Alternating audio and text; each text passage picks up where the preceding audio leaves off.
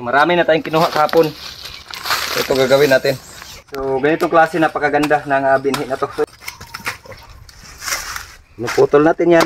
Mas mainam po yung ganitong proseso para po mas marami tayong makukuhang binhi. So ngayon ang gagawin natin, 4 lang yung ating gagawin na slice. So 4 lang kasi marami-rami tayong subwal. Di gaya na dati na kukunti yung ating subwal. So ganyan, 4 na hati. So pwede rin kunin ka agad pagka napit mo. Yan. So yan. Agarin ka agad natin sa pagtabon para hindi siya ma-expose sa araw. So, mga kagre, at gagawa na naman tayo ng makro kasi may area tayo na pagtatamnan. So ito yung preparation natin sa ating gagawing makro. So magpatubo tayo ng binhi ng lakatan gamit yung subwal. So kagaya nito mga kagre, ito yung mga dating makro. Mga followers na to. Dito rin tayo kukuha. Ayan o. Dito tayo kukuha. So dito lang tayo naglagay kasi medyo maganda na yung temperature. So kagaya na sinasabi ko mga kagre, madali lang gumawa ng sariling binhi ng lakatan. So abangan natin to. So matagal ko na itong ginagawa ng video na ito mga kagre. Nag-umpisa tayo. Itong mga tanim natin, puro makro yan. So ngayon, magdagdag na naman tayo. So ito yung preparation. So hinalo ko na yung kusot, saka yung natural na lupa dyan. Tapos bungkal para mix. Yan na yung pagpapatungan natin. So abangan natin mamaya mga kagre kung paano pa yung mga ibang proseso. So yung mga kagre, kailangan natin i-pulverize pagka ganito. So bago natin tagtarin yung ating mga subwal, talagang kailangan ma-mix. Pwede rin purong lupa, pero kung may kusot mas mainam po mga kaagre. So pantay na pantay and then pulverize na pulverize. So, ayan, paganda na yung isang bed, pwede na tayo magkuha ng subwal. So tara. So yun mga kagre, ito kukuha tayo ng subwal, ganitong klase na bakaganda po nito. So mother plant, nakuha na natin. So ito muna, itutuloy natin, kunin natin to.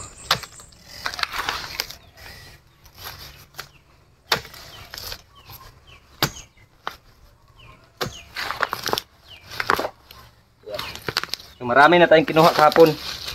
So ito gagawin natin. Marami na tayong nakuha. So ito na. So ganitong klase napakaganda ng binhi na to. So yan o, yan yung ating mga nasubwal kahapon. Ayan, marami-rami na yan and then paunti-unti. So pag nalagay na natin sa bed, pag ubos na yan, saka tayo kukuha ulit. So lapit mo rito, ganito yung mga ginagawa. Paulit-ulit ko ito sinasabi kasi marami pa rin hindi alam kung paano yung proseso ng paggawa ng binhi ng lakatan. Naputol natin yan. Ayan.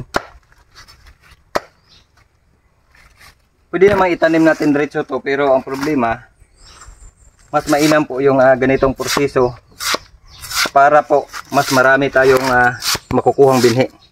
Ibig sabihin makapagtanim tayo ng marami. So ngayon kasi marami-rami yung ating subwal, so 4 na hati lang ang gagawin natin rito. So kaya natin binabalatan mga kagre, tutubo naman siya kahit hindi natin balatan. Tutubo at tutubo, pero mas panatag ako pag binabalatan kasi talagang bago talaga yung lalabas na binhi.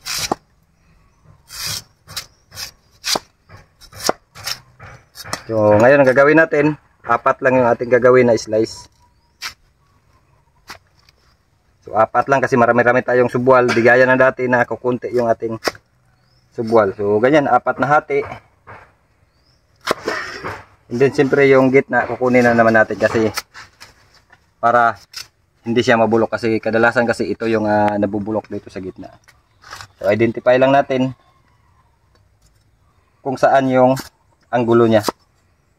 So saka natin mamaya i-disinfect at saka lagyan natin ng growth hormone yung ating ana.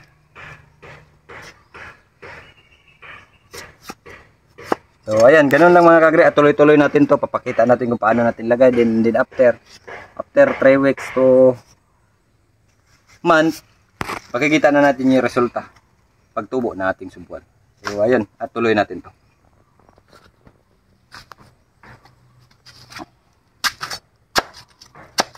Okay, lagyan natin siya ng anaa. Ayan, anaa yan at saka ayan, Sunrox, nilagay natin sa mineral water.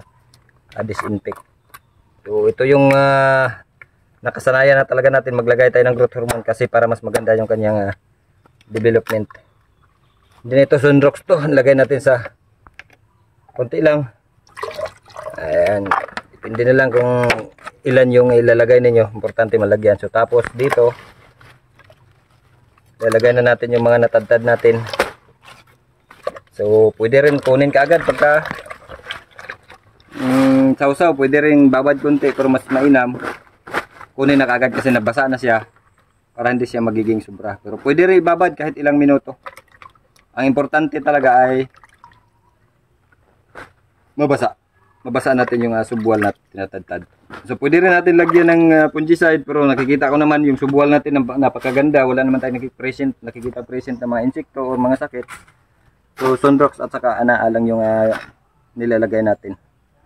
So ito yung proseso mga ka-agri na sa 5 subwal mo, sa 10 subwal mo kaya mong paramihin kasi nga nagawa ko nga paramihin sa ganitong proseso. So ang kagandahan, nakikita mo yung outcome. Ito mga follower na to. Ito mga follower na to. Kaya gustong-gusto ko talaga yung macro na pamamaraan kasi ito simula nung nag-umpisa tayo ito hanggang ngayon matatag sa sakit at maganda yung kanilang kinalalabas. Bunga niya lalaki. Macro yan. Ginawa natin macro. Nag-umpisa tayo sa 600 na puno. Ngayon, dumadami. So ngayon, padami pa tayo ng padami. Pamamagitan. Tuloy-tuloy yan nila.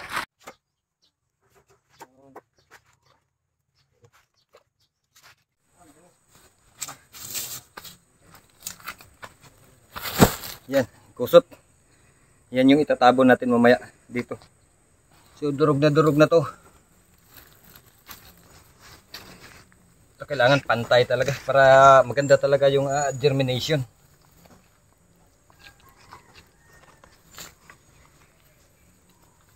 Yan, pwede na yan. So ito mga kagri, una na natin itong lagay. So habang nagtatadtad sila doon. So ito na yung mga nababad na. Lapit mo. Yan. So tiyagaan lang talaga. Ito na yung mga tinadtad na subwal.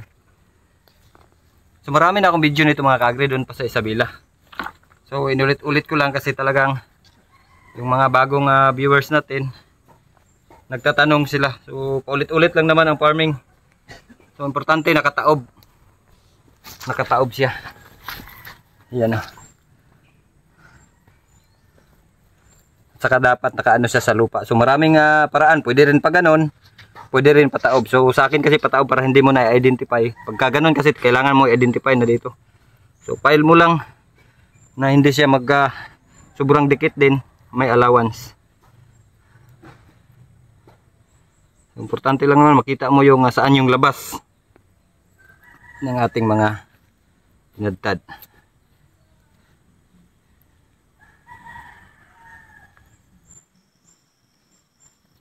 Tsaga-tsaga.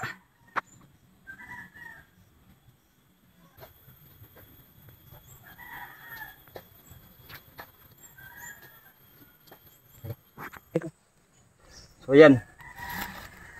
Agarin kaagad natin sa pagtabon para hindi siya ma-expose sa araw. So yung tamang tabon lang.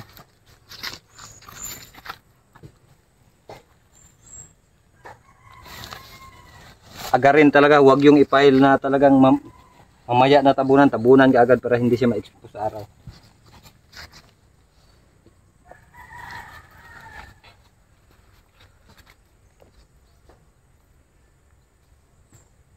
So kusot yung nilagay ko, purong kusot.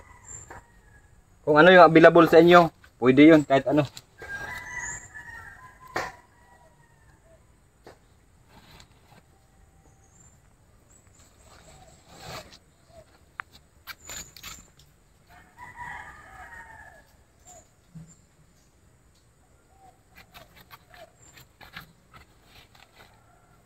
So ayan.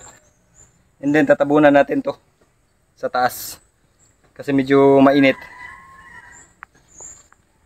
After 3 weeks, 1 month mga kagre, makita na natin yung umpisa na yung tutubo. So sa mga naunang video ko, nakikita na po yun doon sa YouTube natin. Andun na po yung ating mga in-upload na mga video noon pa man.